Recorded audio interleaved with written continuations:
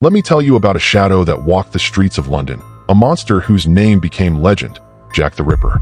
No one knew his face, no one knew his motive, but his victims, they knew terror in the most intimate, gruesome way imaginable. This is not just a story, it is a nightmare etched into history. It's 1888, in Whitechapel, a neighborhood of narrow alleys, gas lamps, and destitution. Women worked the streets to survive, while the fog crept along the cobblestones like a living thing. But lurking in that fog was a predator, one who would change the city forever. He struck at night, in shadows. He moved silently, a hunter choosing his prey with meticulous care. And then he killed, not just killed, he mutilated. Let me introduce you to some of his victims, each a human being whose lives were stolen in unimaginable ways. Mary and Nichols, August 31st, 1888. The first of the canonical five, Mary was found in Bucks Row. Her throat was deeply slashed, her body horribly mutilated. The killer's skill was evident, the cuts precise, almost surgical. Annie Chapman, September 8, 1888. Annie's body was found in the backyard of 29 Hanbury Street. Her throat had been cut, and her abdomen grotesquely mutilated. Her insides displayed in a way that suggested a terrifying knowledge of anatomy. Was he a butcher? Or a doctor? We may never know. Elizabeth Stride, September 30th, 1888.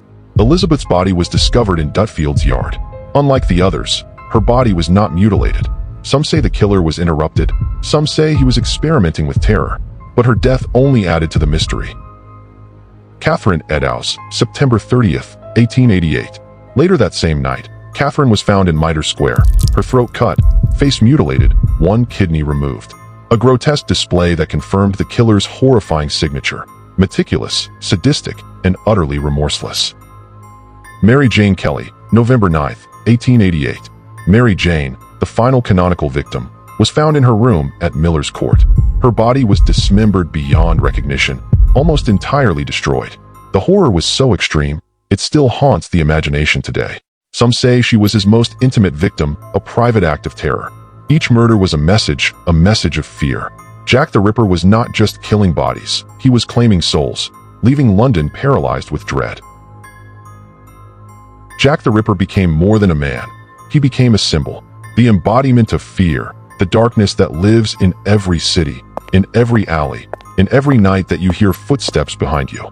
The Ripper reminds us that monsters can walk among us, unseen, unknown, unstoppable. So I ask you this, if you were in Whitechapel that night, would you have dared to step into the fog? Or would you have hidden, praying that the Ripper never chose you?